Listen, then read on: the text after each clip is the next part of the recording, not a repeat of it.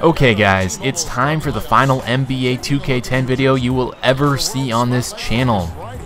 If you can't tell by the title of this video, this is Game 7 of the NBA Finals, the New Jersey Nets versus the Houston Rockets. I was really intending to post Game 6, but Yao Ming and Kevin Martin led a late charge to win that game and kind of spoiled my plans. So here it is, Game 7, something I didn't want to have to experience.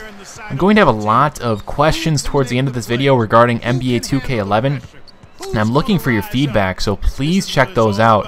I don't care if you type me a paragraph, I'm just looking for a lot of opinions, and just want to see what everybody thinks on the matter. But here we go, starting off with a play for J.R. Smith, and Brook Lopez will get an early over-the-back call there, which is something you obviously want to avoid, especially with the way Brook Lopez has been playing this series. And once again, the Rockets drawing a nice foul on one of my bigs. Aaron Brooks getting dirty in the lane there. But Brook Lopez responds with a nice block there.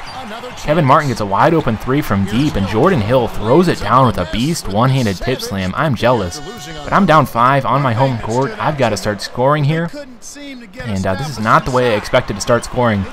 Chris Bosh for a 3 with 2 bars. Kind of impressive. I don't want to be taking those all game though. And Gerald Wallace on the wing, taking Ariza off the dribble. Yao Ming in his way. It doesn't matter. That is a great layup. We're tied right back up, and not sure how I let Jordan Hill get past me on this play, but Brook Lopez recovers with a nice block. I think that one went off the backboard. That was solid. And you know, if he keeps playing the way he has been this series and finishes this series out with a win and a big game, he could be the MVP the way he's been playing. And it's really nice to see because didn't have the best of regular seasons, I guess, and he's getting some lucky shots like that to go in. Jordan Hill is not happy. And once again going down into the post, Yao Ming on him. Been a tough matchup all series. Give him just a quick shimmy or two there with a nice little hook shot, and that actually goes in. Not a bad start at all in the post, but I get lucky here passing out of a layup, finding Gerald Wallace. And we're staying right in this game. But once again, Brook Lopez. You're going to hear that name a lot, I guess, because he's getting some rebounds and doing work down low. Once again, calling another play. It looks like this one's for J.R. Smith. Once again, he's wide open. I've got to take that shot, but that was a lazy pass. Luckily, the shot still goes in, and not sure what was up with that pass, but Brook Lopez gets lucky there. I expected him to get a foul called. Yao Ming made an athletic shot there. Kind of caught me off guard, but got to get it right back at him in the post. I get a big block with Brook Lopez. We're running hard. Try and chuck up a shot here. It's way too deep, though. J.R. Smith will miss, and got to get back on defense, and we can't really do that. So, unfortunately, Brook Lopez is forced to foul. He's had a great start to this game. It's his second foul, and really will end up limiting his minutes as he'll have to come out repeatedly here in the early goings because I was being cautious. And right there, obviously, I hit a nice 3 with John Wall, something he's doing, you know, maybe once a game here, but getting some of these bench players involved with Terrell Wright. First quarter, winding down John Wall, pulling it for a jumper, but it was covered. I pass out of it. I find Chris Bosh for a contested last-second shot, and he hits it. I believe we're up 9 going into the second quarter. That's a great way to recover here in the first quarter, but I'm not sure what I'm doing there. Allowing Andre Miller to take a 3. You know, he doesn't have the greatest of range, but you know, I gave him way too much room on that. And that dangerous pass actually leads to another great Andre Miller play with a behind-the-back pass, finding the young rookie Gordon Hayward. And Andre Miller going up, just sparking this run for these Houston Rockets. They are actually now tied. I got to go back to my best players so far this game. Brook Lopez down low. Shot clock winding down. Tons of shimmies up and under from far away, and I swish that. Great play from Brook Lopez, and just going to go right back to him on Yao Ming. Got to abuse that matchup. Oh, wait, they're doubling. I kick it to Rudy. He's cold. It doesn't matter. That is a deep 3. Very close game still, though, and Yao Ming has got some great length, as you see there, with a nice offensive rebound, getting that bucket, and the Rockets are back up. But, you know, I'm switching the play up, going to Chris Bosh this time down low, and that is just an easy jump hook. There is no competition. He is too good down there. And Gordon Hayward chucks up a random shot here. I'm running hard. I see J.R. Smith on the corner. Going to go ahead and take that shot, and this time it'll actually go in finally, and, you know, we've got a lead once again. We got to stay aggressive. But unfortunately, I'm a little bit too aggressive here, and Brook Lopez gets his 3rd foul. That is not good. He's been my main man throughout this entire game. That means JaVale McGee, the young backup center, is going to have to play some big minutes here in Game 7 of the NBA Finals. And right there, get a pretty easy layup with John Wall. But here we go. JaVale McGee in the game, in the post, on defense. Get out of my house, Jordan Hill. He gets a monster block. And not sure what I'm doing here on defense. I give Kevin Martin a wide open lane, but JaVale McGee skies to bail me out there with a beautiful block. And JaVale McGee is not done. Getting a monster tip slam here. 3 great plays in a row, just kind of carrying us here in this second quarter. Chris Bosh on Yao Ming here in the post. Thought I had some great defense, but I actually bailed him out by reaching up and giving him the goaltending. Just not a smart play on my part. But I got to go right back at him. Chris Bosh on Yao Ming in the post at the elbow. Yao doesn't bite, but I still shoot up that shot, and it goes. Great play by Chris Bosh, and we're tied up here. End of the second quarter. John Wall spins out of the post for an and-one layup. That is a big play from a rookie here in the NBA Finals. Really impressive. We're now in the second half. My man, Brook Lopez, back in the game, but I'm working it between my 2 bigs, and a nice little fading shot there from Chris Bosh out of the post. I get the nice bounce. But once again, I give those points right back by some poor timing on my part. Another goaltending call with Chris Bosh. But I got to respond, and I thought I had a wide open 3. I end up missing, but it's Chris Bosh just up and down this game. But getting a nice rebound there and just laying it right back up. And Aaron Brooks drops the ball. Yao Ming picks it up. I really should have grabbed that ball. But I don't know why I'm giving Brooks so much room. That's a wide open 3. This game is still tied.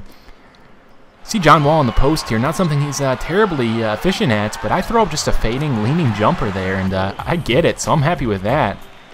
But Brook Lopez officially letting people know he's back on the court, doing some work. Another tip slam for my team, and definitely worth another look. He's having a great game and making some huge plays for us. Going to him in the post once again. Why not? He's been playing great.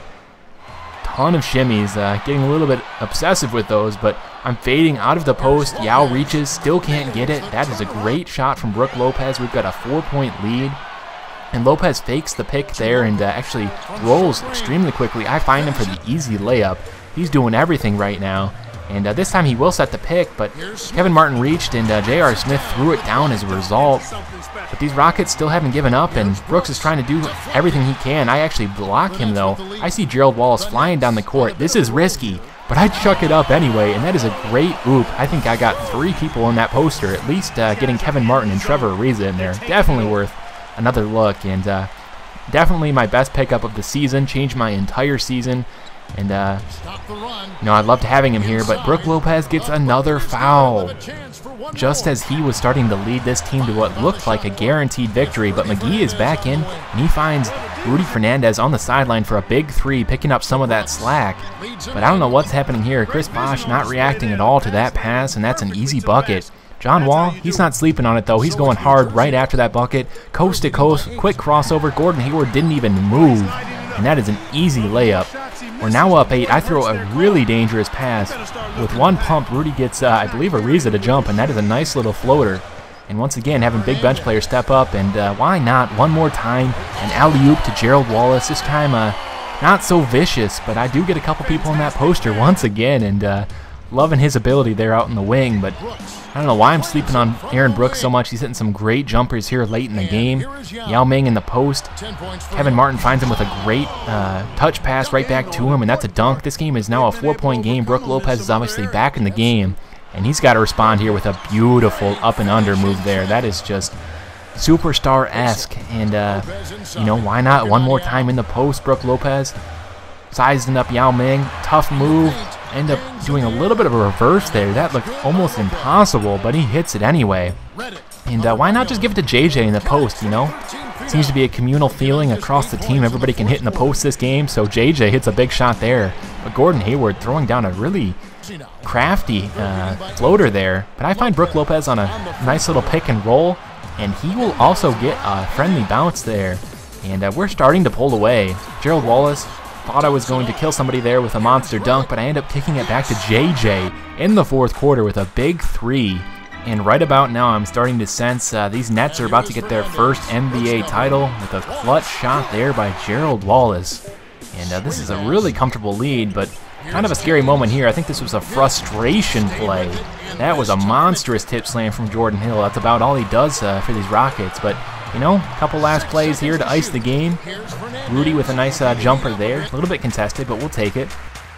And why not go to the main man one last time in the post? Shot clock is slowly winding down. Brook Lopez backing down Yao.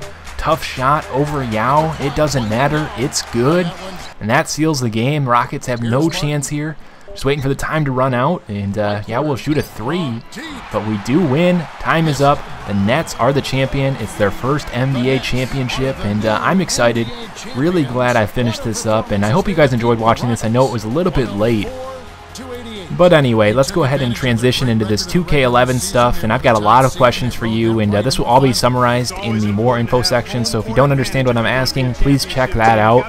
But the first question is, how much would you guys like to see me completely rebuild a team once again? Because I've actually already recorded the creation of an association, the problem being that I got really addicted to the trade finder because it was amazing, I loved it, whatever, but I ended up doing about 8 or 9 trades, and there's only 3 people left on the original roster with this team that I picked. I'm not going to tell you the team, but it's a really promising roster. I love the roster, but I'm worried you guys don't want me to destroy a team that much. So would you prefer me to do that, or just pick a team that needs maybe 1 or 2, possibly 3 trades to turn them into a really legit contender? Beyond that, I'm not going to be using a draft class the first year through, just because the draft class I've looked at have too many really good potential rookies, and they're just not realistic at all. So I'm going to generate a draft class to begin with and maybe edit some of those players if they're, overall is too high. But beyond that, I might actually use another draft class in the second year of my association if there's a good one out by that time. So don't fret, but that leads me to my next question of do you want this to be a multiple year association, or more or less just a 1 year, completely overhaul the roster so they're ready to contend and win the playoffs in their first season that I play with them? Or would you, you prefer me to just do multiple years and build them up to maybe 1 or 2 championships? Who knows? So let me know on that. I'm probably going to be, if I do 82 game seasons this year, probably going to be simulating about 50 to 75% of the regular season, just because I don't have enough time to be playing all of those games on 12-minute quarters. Or the other option being that I would be playing 29 games in a season and playing every game. But I know that's a lot to process, and I know this is just nothing really going on here in this video at this point, just previewing some of these possible teams. But I just really am looking for some feedback. I want to know what you guys want to see. But I'm really excited for 2K11 Association. I hope you guys are as well. Please check out those questions below. They'll be in much more detail and not nearly as confusing. So thanks for watching, guys. Hope you enjoyed, and have a good one.